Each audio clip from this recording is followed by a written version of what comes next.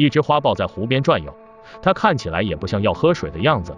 原来它盯上了泥浆里的大鲶鱼，这很合理，毕竟猫都爱吃鱼。花豹非常有耐心，一直蹲在枯木上等待机会。鲶鱼好像没有放在心上，依旧悠哉悠哉的游泳。我们知道，猫科动物是出了名的爱干净。猎豹看到泥潭那么脏，根本不想下去，没想到脚一滑，正好掉下去了。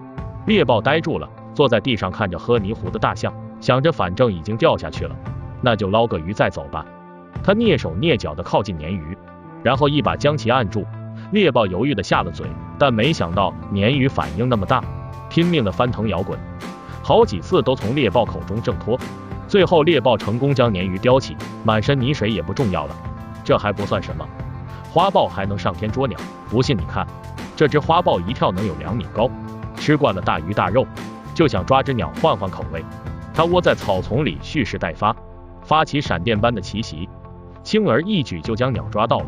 这只已经起飞的小鸟被拦截在空中，不过花豹还是大意了，它被另一只鸟吸引了注意力，手中的猎物趁机跑掉了。你以为就这样结束了吗？当然没有，花豹非常不甘心，它一跃就跳上了树，准备来个守株待兔。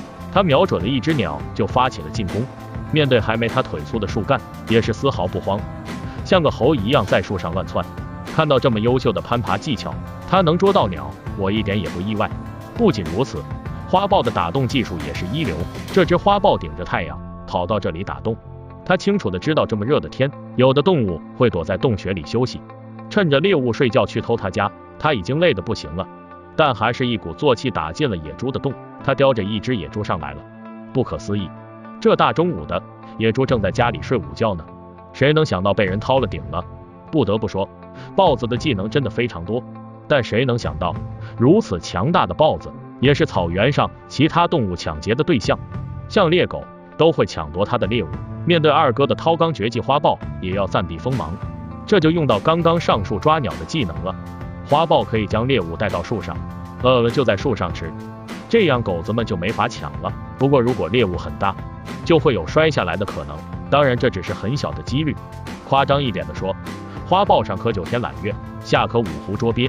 除了爱干净、爱吃鱼和捉鸟，花豹的性格也跟猫咪一样，充满了恶趣味。它们喜欢捉弄别的事物，像这只小鹿就是闲得冒烟了，竟敢主动攻击花豹，花豹都懒得理它，这样的东西吃了会变傻。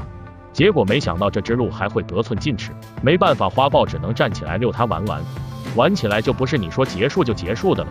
就这样，花豹陪它玩到了大半夜，最后了才将小鹿叼走。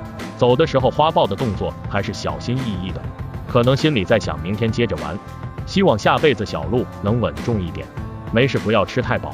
这期视频到这里就要结束了，那么咱们下期再见。